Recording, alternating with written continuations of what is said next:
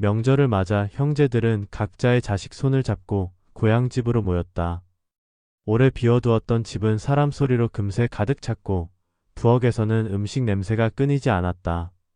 아버지는 오랜만에 보는 손자 손녀들을 번갈아 안아보며 웃었다.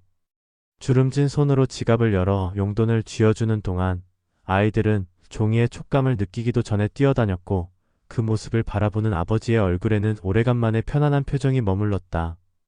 집안 곳곳에서는 아이들의 웃음소리가 터져나왔고 오랜만에 만난 형제들은 서로의 안부를 물으며 거실 소파에 둘러앉았다. 어머니는 부엌에서 나와 차를 내오며 아들 며느리들에게 음식을 권했고 집안은 따뜻한 온기로 가득했다. 거실 한쪽에서는 텔레비전이 켜져 있었다. 특별히 집중해서 보는 사람은 없었지만 로또 추천 방송이 습관처럼 흘러나오고 있었다. 아버지는 화면을 제대로 보지 않은 채 아이들만 바라보고 있었다. 그에게 로또는 기대의 대상이 아니었다. 매주 같은 요일, 같은 번호를 사는 것은 습관에 가까웠다.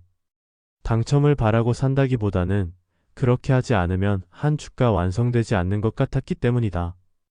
번호는 이미 오래전에 외워버린 숫자들이었다. 첫째의 생일, 둘째의 생일, 셋째의 생일, 어머니와의 결혼 기념일, 그리고 잊히지 않는 몇 개의 날짜들이 섞여 있었다. 그 숫자들은 아버지에게 단순한 번호가 아니라 가족의 역사였고 매주 그 번호를 고르는 행위는 가족을 떠올리는 작은 의식과도 같았다. 방송이 중반을 넘어가던 순간 아버지의 시선이 잠시 텔레비전으로 옮겨졌다. 숫자 하나가 지나갔고 이어서 또 하나가 나왔다. 아버지는 그 자리에서 움직이지 않은 채 화면만 바라봤다. 손자 손녀들의 웃음소리는 갑자기 멀어졌고 거실의 공기는 느리게 가라앉는 것처럼 무거워졌다. 화면 속에서 불린 번호들은 아버지의 머릿속에 이미 존재하던 숫자들과 정확히 겹쳐지고 있었다. 세 번째 번호가 나왔을 때 아버지의 심장은 빠르게 뛰기 시작했다. 네 번째, 다섯 번째 번호도 일치했다. 마지막 번호가 나왔을 때 아버지는 더 이상 부정할 수 없다는 걸 알았다. 그 번호들은 분명 자신이 매주 사던 번호였다. 1등 당첨 번호였다. 아버지는 조용히 웃기 시작했다. 처음엔 믿기지 않는다는 듯 입꼬리만 움직였고 이내 손자 손녀들보다 더 크게 웃었다. 가족들이 그를 바라봤고 큰아들이 무슨 일이냐고 물었다. 아버지는 웃음을 멈추지 못한 채 텔레비전을 가리켰다. 로또에 당첨됐다고 매주 사던 번호가 나왔다고 말했다. 거실이 순식간에 술렁였다. 둘째 아들이 정말이냐고 물었고 막내딸은 일어나 텔레비전 화면을 자세히 들여다봤다. 아버지는 번호를 하나하나 말했고 화면 속 숫자들과 정확히 일치했다. 가족들의 얼굴에도 믿기지 않는다는 표정이 떠올랐다. 큰아들이 먼저 아버지를 끌어안았다. 축하한다고 정말 대단하다고 말했다. 둘째 아들과 막내딸도 아버지에게 다가왔고 며느리들과 사위도 축하 인사를 건넸다. 어머니는 손으로 입을 가린 채 눈물을 글썽였다. 손자 손녀들은 무슨 일인지 정확히 이해하지 못했지만 어른들의 기쁨에 함께 웃었다. 거실은 환호로 가득 찼고 아버지는 이미 마음속으로 모든 것을 그려보고 있었다. 자식들에게는 일부를 나눠줄 것이고 어머니와는 그동안 미뤄두었던 여행을 다닐 생각이었다. 큰아들 내외에게는 집을 마련해 줄 수 있을 것이고 둘째는 사업 자금이 필요하다고 했으니 도와줄 수 있을 것이며 막내는 아이들 교육비 걱정을 덜어줄 수 있을 것이었다. 둘째 아들이 물었다. 영수증은 어디 있느냐고. 확인해 봐야 하지 않겠느냐고. 아버지는 고개를 끄덕이며 자리에서 일어났다. 지갑을 꺼내며 말했다. 늘 지갑에 넣어둔다고 조금만 기다리라고. 가족들은 아버지를 둘러싸고 기다렸다. 큰 며느리가 당첨금이 얼마나 되느냐고 물었고 둘째 며느리는 휴대전화로 검색하기 시작했다. 10억이 넘는다는 소리가 들렸고 거실은 다시 한번 술렁였다. 아버지는 지갑을 열었고 늘 푸건 영수증을 접어두던 안쪽을 들여다봤다. 있어야 할 자리가 비어 있었다. 아버지는 잠시 멈칫했다. 다시 한번 확인했고 손가락으로 지갑 안을 후었다. 카드칸 하나하나를 확인했다. 아무것도 없었다. 웃음은 그 자리에서 사라졌고 얼굴에는 당황이 스쳤다. 큰아들이 물었다. 없느냐고. 아버지는 대답 대신 지갑을 뒤집어 모든 칸을 다시 확인했다. 지폐 사이를 살폈고 동전 주머니도 열어봤다. 여전히 영수증은 나오지 않았다. 어머니가 다가와 어디 뒀을 거냐고 물었지만 아버지는 분명히 지갑에 넣었다고 답했다. 늘 그래왔다고, 이번에도 그랬다고. 막내 딸이 혹시 다른 곳에 넣은 것은 아니냐고 물었고 아버지는 고개를 저었다. 매주 같은 방식으로 했다고, 복권을 사면 바로 지갑에 넣는다고 말했다. 둘째 사위가 조심스럽게 말했다. 혹시 외투 주머니는 확인해 보셨느냐고. 아버지는 외투가 걸린 쪽으로 가서 주머니를 뒤졌다. 없었다. 바지 주머니도 확인했다. 역시 없었다. 거실의 분위기가 조금씩 가라앉기 시작했다. 환호는 멈췄고 사람들은 서로를 바라봤다. 큰아들이 집안을 찾아보자고 제안했다. 혹시 어디 떨어뜨렸을 수도 있다고. 가족들은 흩어져 거실을 살피기 시작했다. 소파 아래를 들여다봤고 바닥을 후었으며 탁자 위와 주변을 꼼꼼히 확인했다. 아버지는 침실로 가서 옷장을 뒤졌고 화장실도 살펴봤다. 어머니는 부엌 쪽을 찾았고 며느리들은 현관과 복도를 확인했다. 10여 분 동안 온 집안을 뒤졌지만 영수증은 나타나지 않았다. 다시 거실로 모였을 때 모두의 얼굴에는 근심이 어려 있었다. 큰아들이 조심스럽게 물었다. 정말로 이번 주에 산 것이 맞느냐고. 아버지는 확신에 찬 목소리로 대답했다. 분명히 샀다고. 월요일에 늘 가던 판매점에서 샀다고. 같은 번호로. 막내 딸이 물었다. 그럼 영수증을 받았느냐고. 아버지는 당연하다고 답했다. 받아서 지갑에 넣었다고. 그 기억이 선명하다고. 판매점 주인에게 1,000원을 건네고 영수증을 받아 반으로 접어 지갑 안쪽에 넣었다고. 그 촉감까지 기억한다고 말했다. 둘째 며느리가 조심스럽게 말을 꺼냈다. 영수증 없이는 당첨금을 받을 수 없다고 했다. 휴대전화 화면을 보여주며 설명했다. 로또는 무조건 영수증이 있어야 한다고, 구매 기록만으로는 안 된다고. 거실에 침묵이 흘렀다. 그 말은 모두가 알고 있었지만 입 밖으로 꺼내고 싶지 않았던 사실이었다. 아버지의 얼굴이 굳어졌다. 영수증을 찾아야 한다고, 어딘가 있을 거라고 다시 말했다. 큰며느리가 말했다. 아까운 집안을 다 뒤지지 않았느냐고. 없었다고. 막내 사위도 거들었다. 혹시 집에 오기 전에 어디 들른 곳은 없으냐고. 아버지는 고개를 저었다. 바로 집으로 왔다고. 차에서 내려 현관으로 들어왔다고. 둘째 아들이 그럼 차 안을 확인해 보는 것은 어떻겠느냐고 제안했다. 아버지와 큰아들, 둘째 아들이 함께 밖으로 나갔다. 차 안 구석구석을 뒤졌다. 좌석 및 문짝 주머니, 트렁크까지 살폈다. 영수증은 없었다. 다시 집 안으로 들어왔을 때 분위기는 더욱 무거워져 있었다. 며느리들과 막내딸은 부엌 쪽에서 작은 목소리로 이야기를 나누고 있었다. 아버지가 거실에 앉아 대화가 끊겼다. 어색한 침묵이 흘렀다. 큰아들이 물었다.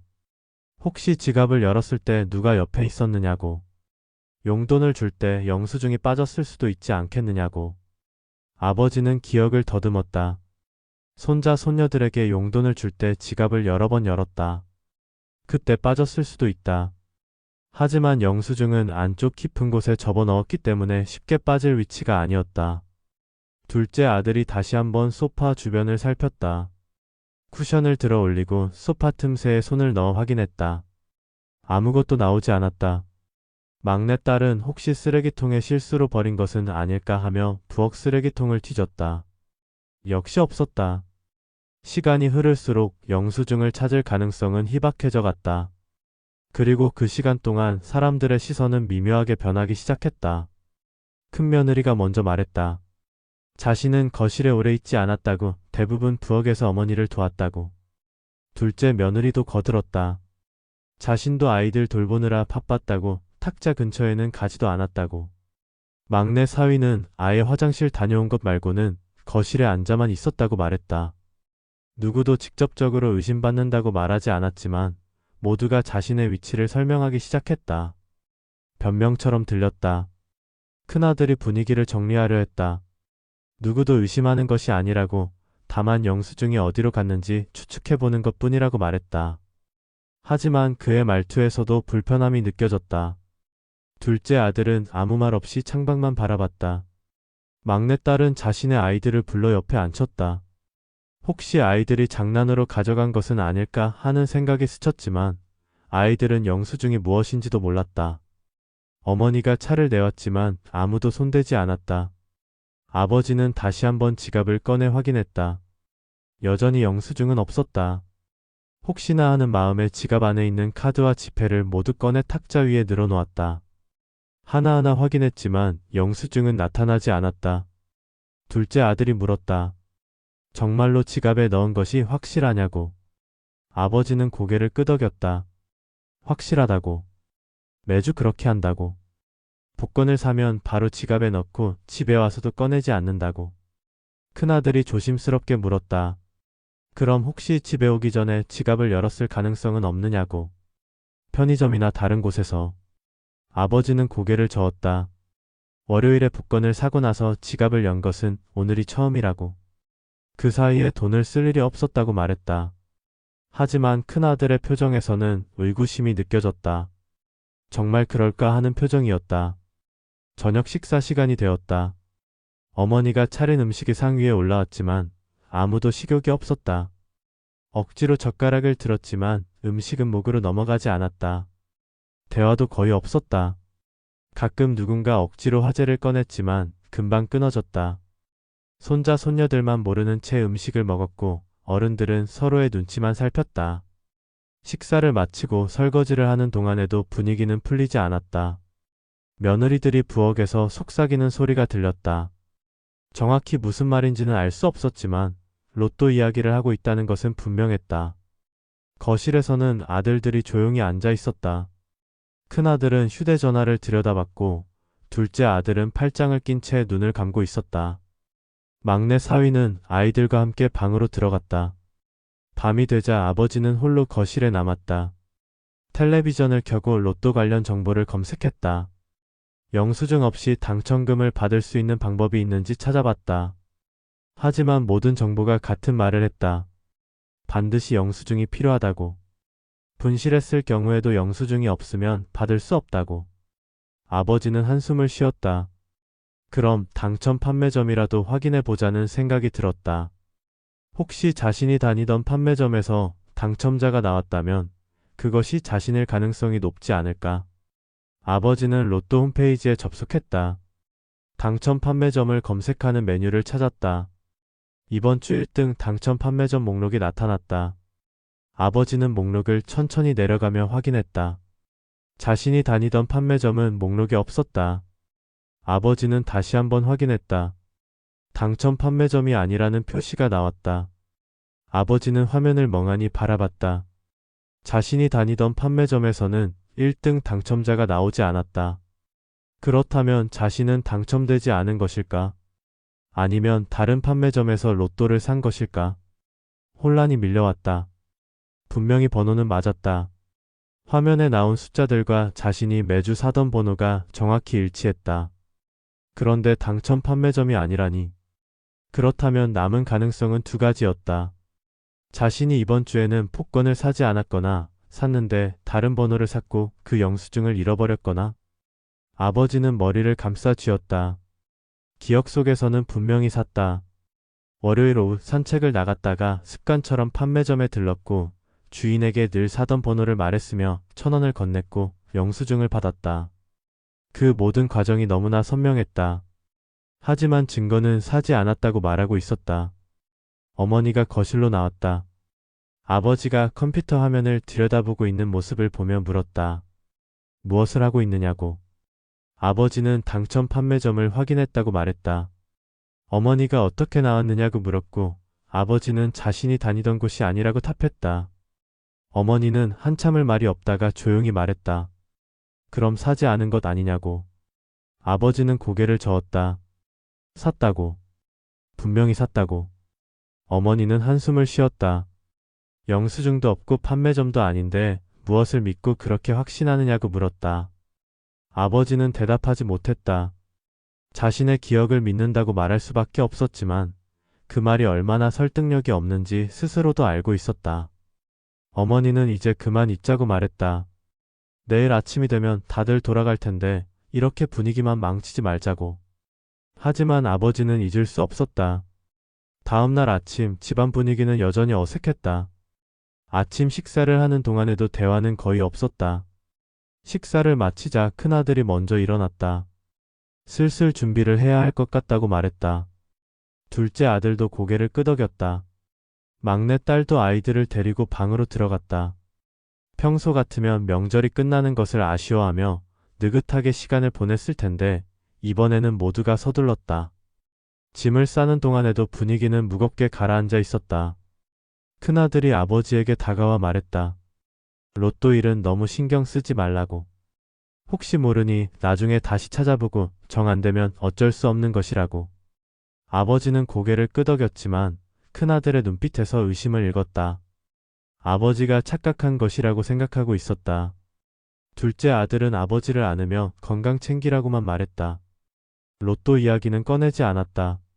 막내 딸은 어머니만 꼭 안아주고 아버지와는 가볍게 악수만 했다. 며느리들과 사위들의 작별 인사도 평소와 달랐다. 형식적이었고 눈을 제대로 마주치지 않았다. 손자 손녀들이 할아버지 할머니에게 인사하는 동안 어른들은 서둘러 차에 짐을 실었다. 큰아들 가족이 먼저 떠났고 이어서 둘째 가족도 막내 가족도 떠났다. 평소 같으면 차가 보이지 않을 때까지 손을 흔들었을 텐데 이번에는 모두 일찍 집 안으로 들어갔다. 집은 다시 조용해졌다. 어머니는 설거지를 시작했고 아버지는 거실에 앉아 멍하니 창밖을 바라봤다. 자식들이 떠난 집은 허전했지만 동시에 무거운 공기가 가라앉아 있었다. 어머니가 설거지를 마치고 나와 아버지 옆에 앉았다. 한참을 말없이 앉아있다가 어머니가 물었다. 정말로 산 것이 확실하냐고. 아버지는 고개를 끄덕였다. 확실하다고. 하지만 그 확신은 점점 약해지고 있었다. 며칠이 지났다. 아버지는 매일 집안을 뒤졌다. 혹시 아직 찾지 못한 곳이 있을까 싶어 구석구석을 살폈다. 책장 뒤, 서랍 깊은 곳, 옷장 안, 침대 밑 모든 곳을 확인했다. 하지만 영수증은 나타나지 않았다. 어머니는 그런 아버지를 말없이 지켜봤다. 가끔 그만 찾으라고 말했지만 아버지는 듣지 않았다. 아버지는 다시 로또 홈페이지에 접속해 당첨 판매점을 확인했다. 여전히 자신이 다니던 곳은 목록에 없었다. 판매점에 전화를 걸까 생각했지만 무엇을 물어야 할지 알 수 없었다. 영수증도 없는데 자신이 샀는지 확인해 달라고 할 수는 없었다. 그리고 설령 구매 기록이 있다 하더라도 영수증이 없으면 의미가 없었다. 일주일이 지나자 아버지는 점점 더 혼란스러워졌다. 어떤 순간에는 분명히 샀다고 확신했다. 판매점에 들어서던 기억, 주인과 나눈 짧은 대화, 1,000원짜리 지폐의 느낌, 영수증을 접어 지갑에 넣던 순간 모든 것이 생생했다. 하지만 다른 순간에는 의심이 들었다. 정말로 그 기억이 이번 주의 일일까? 혹시 지난주나 그 전주의 기억이 착각으로 이번 주의 일처럼 느껴지는 것은 아닐까? 매주 같은 일을 반복하다 보니 기억들이 뒤섞인 것은 아닐까? 하지만 당첨 번호만큼은 확실했다. 그 번호들은 자신이 매주 사던 번호였고 화면에 그 숫자들이 하나씩 나왔을 때의 충격은 생생했다. 그렇다면 자신은 복권을 샀고 영수증을 어디선가 잃어버렸거나 아니면 누군가 가져간 것이 아닐까? 아버지의 생각은 계속 같은 자리를 맴돌았다. 보름이 지났을 무렵 큰아들에게서 전화가 왔다. 안부를 묻는 전화였지만 대화는 길게 이어지지 않았다. 로또 이야기는 꺼내지 않았다. 전화를 끊고 나서 아버지는 생각했다. 자식들은 자신을 어떻게 생각하고 있을까? 착각한 노인, 기억이 흐려진 사람, 아니면 거짓말쟁이.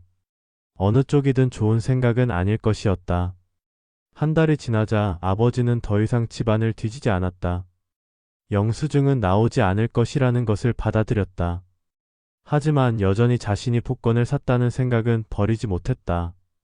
당첨 판매점이 아니라는 사실도 알고 있었지만 명절 당일 거실에는 많은 사람이 있었다. 자신이 당첨됐다고 말했을 때 모두가 기뻐했다. 하지만 영수증을 찾는 동안 사람들은 움직였다. 누구든 탁자에 접근할 수 있었다. 지갑은 거실 탁자 위에 놓여 있었다. 자신이 집안을 뒤지는 동안 누군가 영수증을 집어갔을 수도 있었다. 10억 원이 넘는 돈이었다. 사람을 변하게 만들기에 충분한 액수였다. 아버지는 그날의 장면들을 떠올렸다. 누가 어디에 있었는지, 누가 탁자 근처를 지나갔는지. 하지만 기억은 점점 흐릿해졌다. 시간이 지날수록 확실한 것은 줄어들고 의심만 커져갔다. 큰아들이었을까? 집을 마련하려고 돈을 모으고 있었다. 둘째 아들이었을까? 사업이 어렵다고 했다. 막내 딸이었을까? 아이들 교육비 걱정을 하고 있었다. 아니면 며느리나 사위였을까? 손자 손녀들은 너무 어렸다. 아버지는 자신의 의심을 혐오했다. 자식을 의심한다는 것이 괴로웠다. 하지만 의심은 한번 자라나면 통제할 수 없었다. 밤마다 그 생각이 머릿속을 맴돌았다. 누가 가져갔을까? 혹시 정말로 누군가 가져간 것일까? 아니면 자신이 정말로 사지 않았거나 잃어버린 것일까? 확실한 것은 아무것도 없었다. 둘째 아들에게서 전화가 왔다. 역시 짧은 통화였다. 전화를 끊고 나서 아버지는 생각했다. 자식들도 서로를 의심하고 있을까? 형제들끼리 서로를 의심하며 살고 있을까? 그 생각이 더 괴로웠다. 자신의 확신 혹은 착각이 가족을 갈라놓았다. 몇 달이 지나자 명절이 다가왔다. 하지만 아무도 고향집에 오겠다고 하지 않았다. 큰아들은 바쁘다고 했고 둘째 아들은 처가에 가야 한다고 했으며 막내딸은 아이들이 학원이 있다고 했다. 모두 핑계였다. 진짜 이유는 지난 명절의 기억 때문이었다. 어색했던 분위기, 서로에 대한 의심, 해명과 변명들. 그 모든 것이 가족을 멀어지게 만들었다. 명절날 아버지와 어머니는 둘이서 조용히 식사를 했다. 평소 같으면 북적였을 거실은 텅 비어 있었다. 손자 손녀들의 웃음소리도 자식들의 대화 소리도 없었다. 어머니는 눈물을 글썽였고 아버지는 말없이 밥을 먹었다. 로또 하나가 이 모든 것을 바꿔놓았다. 당첨됐는지도 확실하지 않은 로또 하나가. 식사를 마치고 아버지는 거실에 앉아 텔레비전을 켰다. 로또 추천 방송이 나오고 있었다. 숫자들이 하나씩 불렸지만 아버지는 더 이상 자신의 번호와 비교하지 않았다. 의미가 없었다. 당첨돼도 영수증이 없으면 받을 수 없고 영수증이 있어도 이미 가족은 무너졌다. 어머니가 옆에 앉았다. 두 사람은 말없이 화면을 바라봤다. 아버지는 여전히 자신이 복권을 샀다고 믿고 있었다. 당첨 판매점이 아니라는 사실도 알고 있었다. 하지만 그 사실은 자신이 사지 않았다는 증거가 아니라 영수증을 잃어버렸다는 증거라고 생각했다. 혹은 누군가 가져갔다는 증거. 어머니는 더 이상 아무 말도 하지 않았다. 아버지를 설득하는 것은 불가능하다는 것을 깨달았다. 몇 달이 지나 큰아들이 어머니에게만 전화를 했다. 아버지는 피하고 싶다고 했다. 로또 이야기를 또 꺼낼까 봐 무섭다고. 어머니는 아니라고 했지만 큰아들은 믿지 않았다. 둘째 아들과 막내 딸도 마찬가지였다. 아버지와는 통화를 피했다. 손자 손녀들도 할아버지의 목소리를 점점 잊어갔다. 한참의 시간이 지나 아버지는 다시 로또를 사기 시작했다. 같은 판매점에서 같은 번호로. 하지만 이번에는 영수증을 절대 잃어버리지 않으려 조심했다. 지갑에 넣자마자 사진을 찍었고 집에 와서는 서랍 깊은 곳에 보관했다. 하지만 당첨되는 일은 없었다. 번호는 가끔 한두 개 맞았지만 그것뿐이었다. 1년이 지났다. 아버지는 여전히 그날의 일을 생각했다. 당첨 번호를 봤을 때의 충격, 가족들과 함께 기뻐했던 순간, 영수증이 없다는 것을 깨달았을 때의 절망, 그리고 서서히 무너진 가족. 정말로 복권을 샀을까? 아니면 사지 않았을까? 영수증을 잃어버린 것일까? 누군가 가져간 것일까? 확실한 것은 여전히 아무것도 없었다. 명절이 다시 다가왔지만 자식들은 오지 않았다. 핑계는 달라졌지만 이유는 같았다. 거실은 조용했고 집은 따뜻하지 않았다. 아버지는 홀로 앉아 창밖을 바라봤다. 행운은 왔었을까? 아니면 그저 착각이었을까? 알 수 없었다. 하지만 한 가지는 확실했다. 그날 이후 가족은 무너졌고 다시는 예전으로 돌아가지 못할 거라는 것. 로또는 이제 아버지에게 숫자가 아니었다. 그것은 잃어버린 영수증처럼 끝내 되찾지 못한 가족의 형태로 남아 있었다. 어머니는 아버지 옆에 앉아 손을 잡았다. 두 사람은 말이 없었다. 창밖으로는 눈이 내리기 시작했다. 집은 조용했고 온기는 사라졌으며 가족은 흩어졌다. 아버지는 여전히 자신이 폭권을 샀다고 믿었다. 그 믿음은 증명할 수 없었고 누구도 받아들이지 않았지만 아버지에게는 유일한 진실이었다. 그리고 그 진실은 아버지를 고립시켰다. 눈은 계속 내렸고 집은 점점 더 추워졌다. 아버지는 눈을 감았다. 머릿속에서는 여전히 그날의 숫자들이 떠올랐다. 자신이 매주 사던 번호, 당첨번호, 일치했던 그 숫자들. 그것이 행운이었는지, 불행의 시작이었는지, 아니면 그저 착각이었는지, 이제는 중요하지 않았다. 이미 모든 것은 끝나버렸으니까. 집은 여전히 그 자리에 있었지만, 더 이상 고향이 아니었다. 오늘 사연 여러분은 어떻게 느끼셨나요? 여러분의 생각을 댓글로 남겨주세요.